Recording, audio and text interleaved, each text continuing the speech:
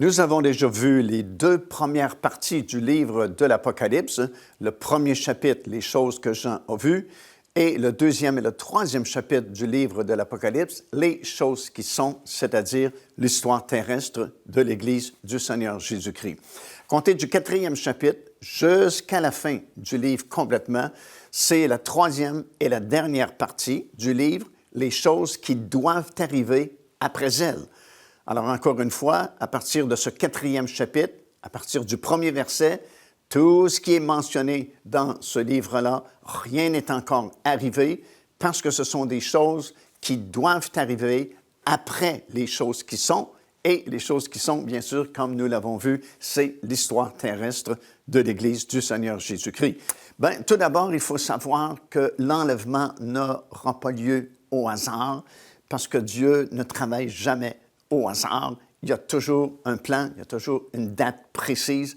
Par exemple, lorsque Jésus est né, il y avait une date précise pour sa naissance. Nous lisons effectivement dans l'Épître de Paul aux Galates, dans le quatrième chapitre et au verset 4, ça dit que lorsque les temps furent accomplis, Jésus est né d'une femme sous la loi. Alors, il y avait une date précise pour la naissance du Seigneur Jésus-Christ. Il ne pouvait pas naître n'importe quelle journée, mais c'était déjà fixé d'avance. Il y avait une date précise aussi pour sa mort sur la croix de Golgotha.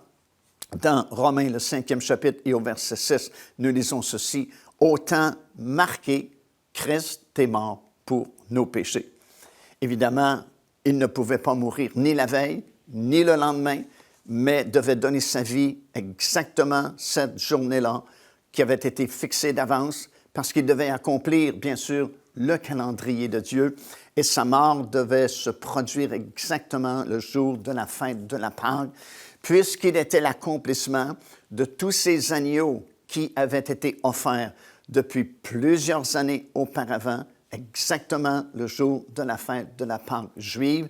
Et lorsque Jésus est mort sur la croix, il était l'agneau parfait de Dieu qui devait mourir exactement durant cette journée-là de la fête de la Pâque, à une heure même précise, à 3 heures de l'après-midi, 15 heures.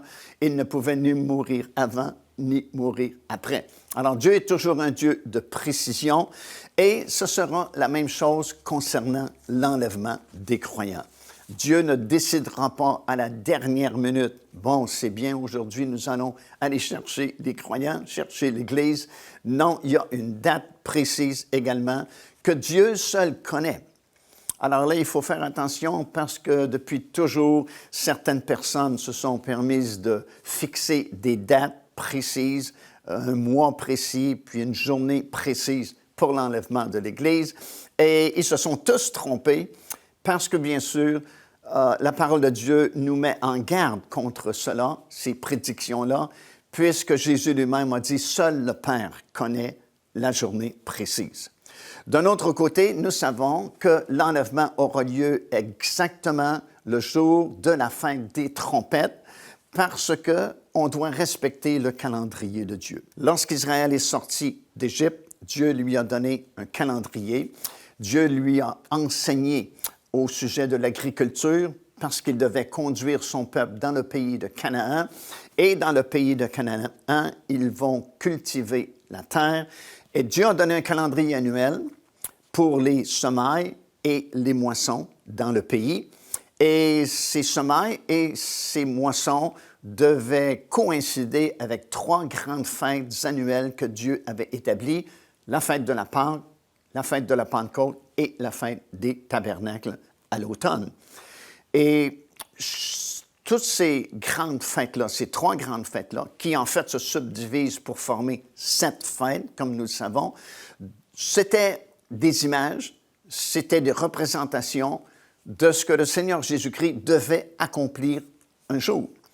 Alors déjà, il a accompli la fête de la Pâque, il a accompli la fête des prémices, il a accompli la fête de la Pentecôte. Il reste la fête des trompettes, la fête des expiations et la fête des tabernacles à venir. Et nous savons que l'enlèvement se fera exactement le jour de la fête des trompettes. Sauf que il y a eu tellement de changements dans les calendriers du monde et même dans le calendrier juif que personne ne peut prédire une date exacte, une date précise pour la véritable fête des trompettes que Dieu seul connaît. Mais selon le calendrier de Dieu, l'enlèvement de l'Église se fera exactement le jour de la fête des trompettes. Lorsqu'il reviendra à peu près 7 ans plus tard, ce sera exactement le jour de la fête des expiations. D'ailleurs, nous le verrons un peu plus tard dans le livre du prophète Zacharie, lorsqu'il parle du retour du Seigneur Jésus-Christ sur la terre, après ces 7 années de tribulation, il va bien mentionner que ce ne sera ni le jour, ni la nuit, mais vers le soir que ses pieds se poseront sur le sommet de la montagne des Oliviers, parce qu'évidemment, la fête commence toujours au coucher du soleil vers la fin de la journée. Et lorsque le Seigneur sera revenu, il y aura cette 7e et dernière fête qui sera accomplie, la fête des tabernacles, alors que ce sera l'ouverture du règne de 1000 ans. Ce sera le festin des noces de l'agneau, comme nous expliquerons un peu plus tard. Et ainsi, le calendrier de Dieu sera complètement accompli par le Seigneur Jésus-Christ. Alors, lorsque Christ est mort sur la croix, encore une fois, ce n'était pas une journée fixée au hasard, mais c'était exactement pour accomplir la fête de la Pâque. Lorsqu'il a été mis au tombeau, il accomplissait la 2e fête, la fête des pains sans levain. Et lorsqu'il est ressuscité d'entre les morts, c'était exactement la fête des prémices. Et c'est pourquoi nous savons qu'il s'est écoulé exactement 50 jours avant l'effusion du Saint-Esprit dans la chambre haute, parce qu'il y a exactement 50 jours entre la fête des prémices et la fête de la Pentecôte. Dans le livre des Actes des Apôtres, nous lisons bien qu'après sa résurrection, lorsque la fête des prémices fut accomplie par la résurrection du Seigneur Jésus-Christ, ce dernier a vécu pendant 40 jours avec ses disciples, étant dans son corps glorieux. Puis il a donné ses ordres à ses disciples de ne pas quitter la ville de Jérusalem, mais d'attendre et de recevoir le baptême du Saint-Esprit avant de commencer à évangéliser et annoncer la bonne nouvelle du salut en Jésus-Christ. Et à ce moment-là, le Seigneur a été enlevé dans les airs, il est retourné vers son Père là-haut dans le ciel. Et c'est pourquoi nous savons que les disciples, les 120 quelques disciples qui sont restés à Jérusalem pour attendre la venue du Saint-Esprit, ont dû attendre 10 jours parce qu'il y a toujours exactement 50 jours entre la fête des prémices et la fête de la Pentecôte. Et puisque Jésus a vécu pendant 40 jours avec ses disciples, il restait donc exactement 10 jours avant la fête de la Pentecôte. Et c'est en cette journée-là que le Saint-Esprit est venu sur les 120 disciples dans la chambre haute, accomplissant cette 4e fête-là du calendrier de Dieu, la fête de la Pentecôte. Remarquez que les 3 premières fêtes concernent la première venue du Seigneur Jésus-Christ, la Pâque, les pains sans levain et la fête des prémices, qui ont toutes été accomplies par la mort, l'ensevelissement du Seigneur et sa résurrection. Puis 50 jours plus tard, ce fut l'accomplissement de la fête de la Pentecôte. Et les 3 dernières concernent la 2e venue du Seigneur Jésus-Christ. Il viendra dans les airs le jour de la fête des trompettes. Il reviendra sur la terre avec tous ses rachetés exactement le jour de la fête des expiations. Et ce sera l'ouverture du règne de 1000 ans, l'établissement du royaume de Dieu, exactement lorsque la fête des tabernacles sera accomplie par le Seigneur Jésus-Christ. Alors, les 3 premières fêtes du calendrier de Dieu concernent la première venue du Seigneur Jésus. Les 3 dernières fêtes du calendrier de Dieu concernent la 2e venue du Seigneur. Et entre les 2 blocs, les 3 premières et les 3 dernières, c'est la fête de la Pentecôte parce que c'est le temps de l'Église, c'est l'époque de l'histoire terrestre de l'Église du Seigneur Jésus-Christ, qui a été fondée lors de l'effusion du Saint-Esprit le jour de la Pentecôte et qui sera enlevée lorsque la fête des trompettes se produira. Alors, vous avez un calendrier ici Et c'est pourquoi nous savons que l'enlèvement ne se fera pas au hasard, mais se fera exactement selon le calendrier que Dieu a établi avec son peuple, le peuple d'Israël.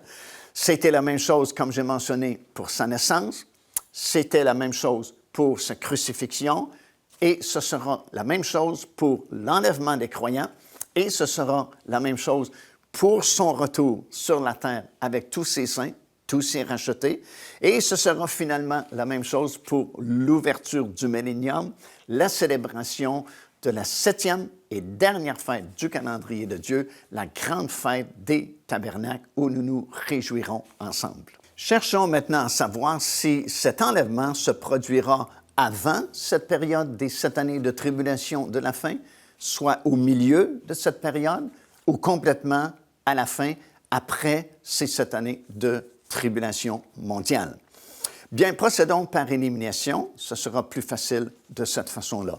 Si l'Église doit traverser les 7 années de tribulation, ici sur la terre, et n'être enlevée qu'à la fin des 7 années de tribulation, bien, premièrement, l'enlèvement n'est pas vraiment une espérance bénie. Et c'est ce que Paul a enseigné à Tite dans le 2e chapitre du livre de Tite, dans le verset 13. Lorsque Paul parle de ce glorieux enlèvement, il mentionne que c'est une espérance bénie. Alors, si l'Église doit traverser les 7 années de tribulation et n'être enlevée qu'à la fin, ben, ce n'est pas vraiment une espérance bénie parce que tout sera terminé après les 7 années de tribulation. Deuxièmement, si l'Église devait traverser ces 7 années de tribulation, c'est vraiment étrange qu'à partir du 4e chapitre du livre de l'Apocalypse jusqu'à la toute fin, 22e chapitre, et dans cette longue 3e partie du livre de l'Apocalypse, nous avons la description de ces jugements de Dieu, la colère de Dieu qui va tomber sur les habitants de cette planète. C'est vraiment étrange qu'il n'y a pas un seul verset qui mentionne l'Église. Le mot « Église » n'apparaît plus à compter du 4e chapitre jusqu'à la fin du livre de l'Apocalypse. Je crois que la moindre des choses, si l'Église devait traverser ces 7 années de tribulation, et ce seront des années très intenses de tribulation, la moindre des choses, c'est qu'il y ait au moins certaines exhortations ou versets où nous pouvons puiser de l'encouragement pour persévérer durant ces 7 années-là. Mais non, aucun verset, le mot « Église » n'apparaît même plus à compter de ce 4e chapitre-là. Maintenant, ce qui est encore plus fort, c'est que si l'Église devait traverser ces 7 années de tribulation, bien, c'est étrange vraiment parce que, alors, les âmes des martyrs, ceux qui auront donné leur vie en martyr au début des 7 années de tribulation et vraiment tout au long de cette période de tribulation, seraient rendus au ciel avant l'Église. Si l'Église devait traverser les 7 années de tribulation, alors la grande foule innombrable du 7e chapitre du livre de l'Apocalypse qui arrive au ciel, ben serait au ciel aussi avant l'Église du Seigneur.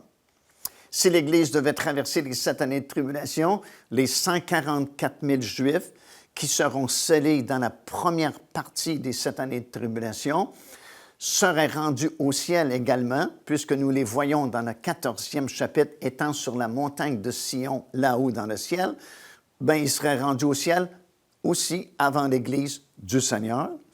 Et si l'Église devait traverser les 7 années de tribulation, la grande moisson de la terre qui se produira vers la toute fin de ces 7 années de tribulation, alors qu'un ange circulera autour du globe et prêchera un évangile éternel, et plusieurs millions de personnes accepteront le message qui sera prêché par cet ange à la fin de cette année de tribulation, seraient eux aussi rendus au ciel avant l'Église. Alors, c'est vraiment impossible parce que ça briserait, ça contredirait le principe des prémices que Dieu lui-même a établi. Parce qu'en effet, lorsqu'Israël est sorti d'Égypte, comme j'ai mentionné précédemment, Dieu a établi un calendrier pour eux concernant les semailles et les moissons parce qu'ils devaient cultiver la terre dans le pays promis.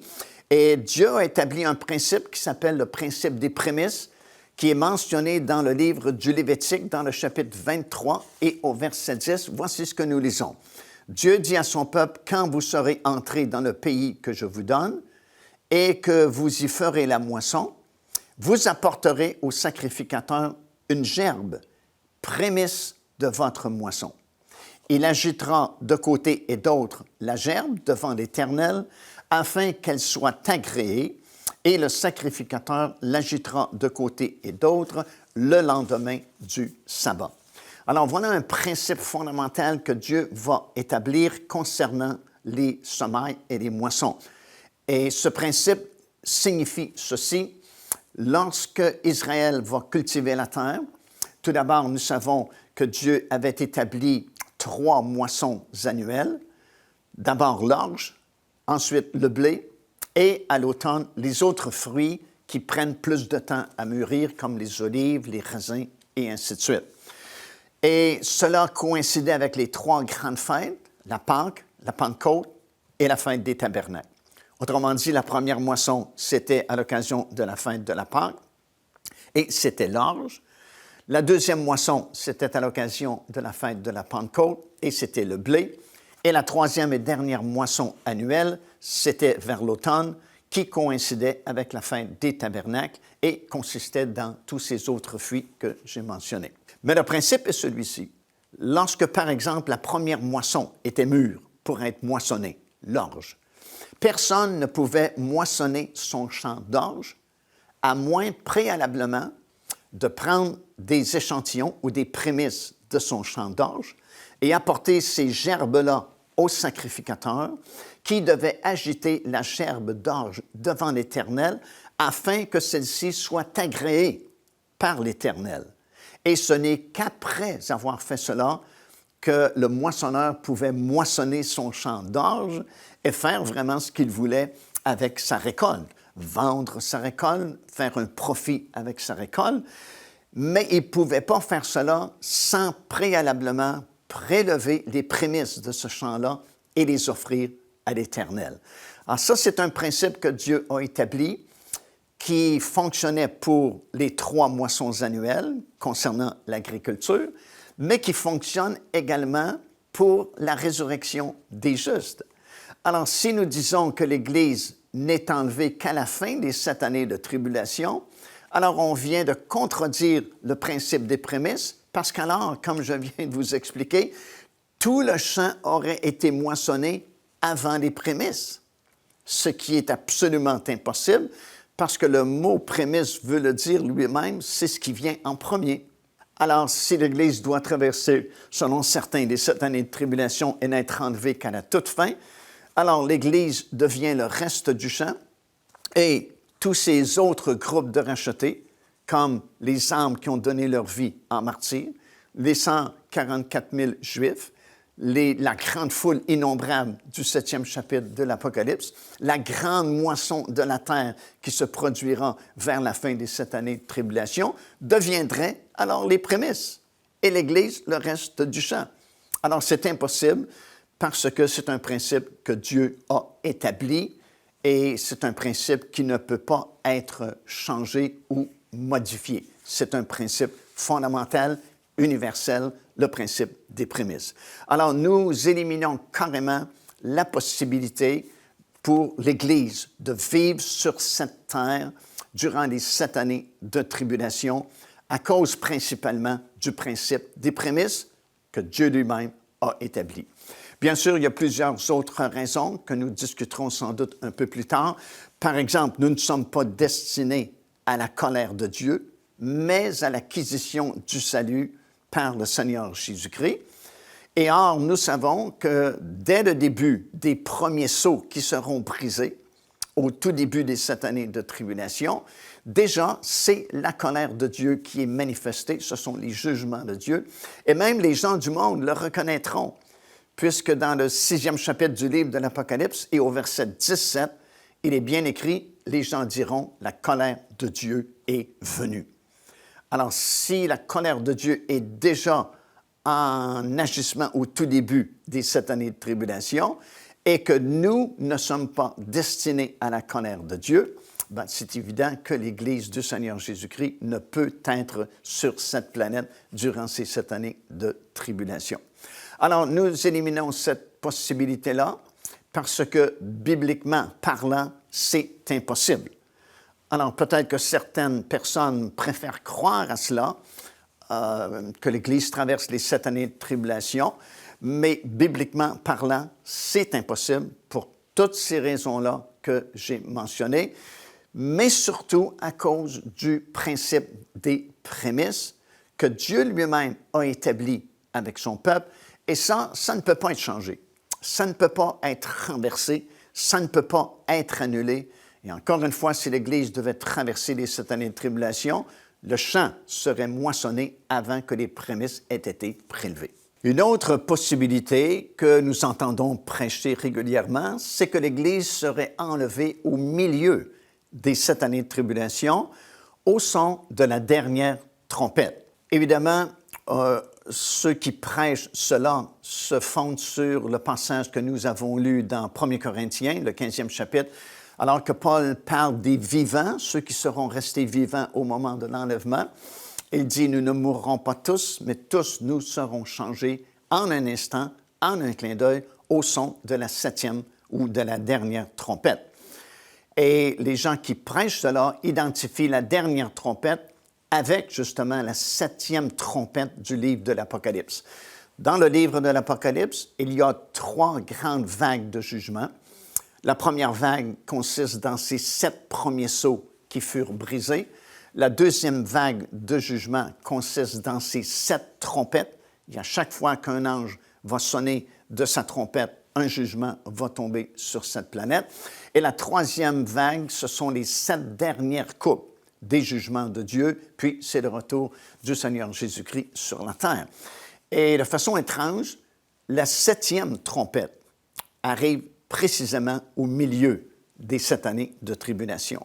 Alors, ceux qui enseignent que l'Église va traverser une partie des 7 années de tribulation jusqu'au milieu, justement, des 7 années, et elle sera enlevée au son de la dernière trompette, ou, disent-ils, la 7e trompette. Bien, c'est pas possible non plus, bibliquement parlant, parce que la 7e trompette mentionnée dans le livre de l'Apocalypse n'est pas le son joyeux et bénissant de l'enlèvement de l'Église, mais c'est plutôt un 3e malheur qui va s'abattre sur les habitants de la terre d'une série de 3 malheurs spéciaux.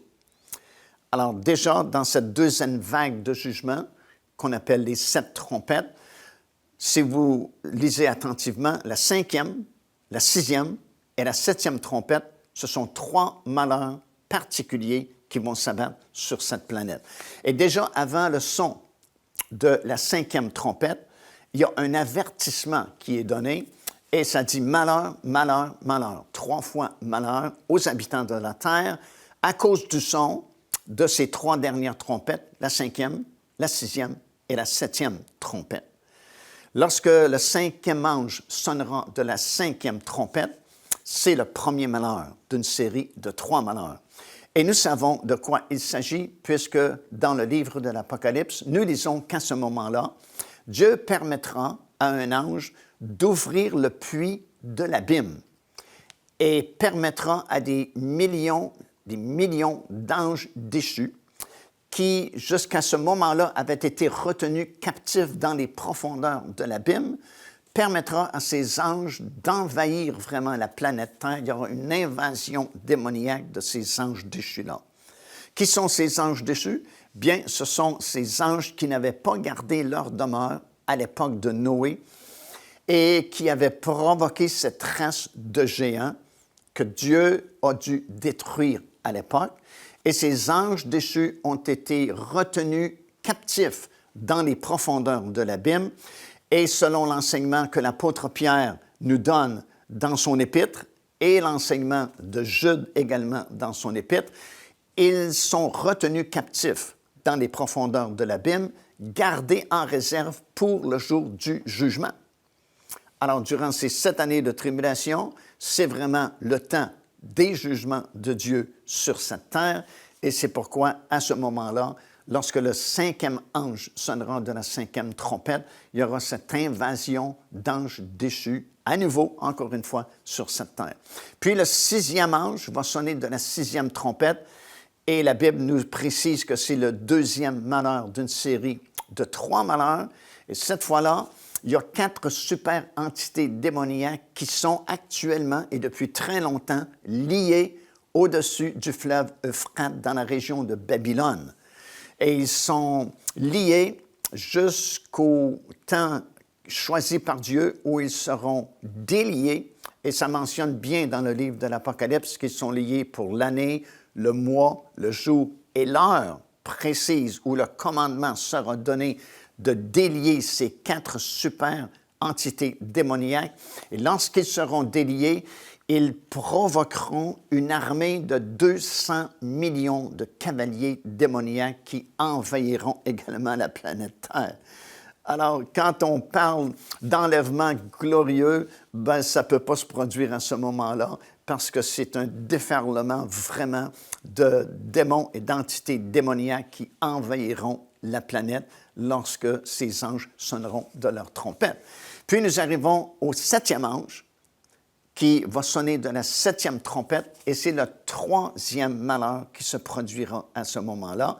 Et nous lisons dans le livre de l'Apocalypse que lorsque le 7e ange sonnera de sa trompette, Satan lui-même sera expulsé du ciel avec tous les autres anges qui ne faisaient pas partie de la catégorie des anges qui n'avaient pas gardé leur demeure et qui avaient provoqué cette race de géants, ainsi que tous ces millions ou milliards de démons. Personne ne sait le nombre exact de démons.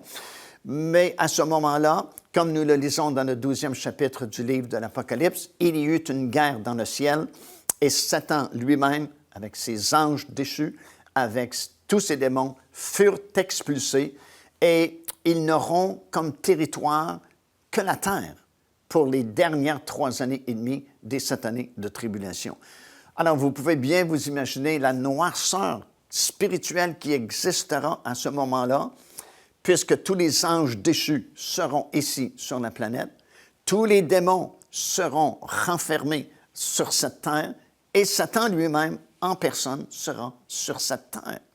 Alors, loin d'être le son joyeux de l'enlèvement des croyants, cette 7e trompette, c'est l'accomplissement de ce 3e malheur d'une série de 3 malheurs, alors que Satan lui-même est expulsé sur la planète Terre. En même temps, ce sera l'émergence de l'Antéchrist plutôt comme gouvernement mondial. On sait que cet homme a fait premièrement son apparition lorsqu'il y a eu la confirmation de cette alliance pour une durée de 7 ans. Dès que le premier sceau du livre à 7 sceaux fut brisé, nous voyons encore une fois l'Antéchrist qui, cette fois-là, part à la conquête du monde. Et finalement, ça va lui prendre 3 ans et demi avant de réussir cet exploit-là.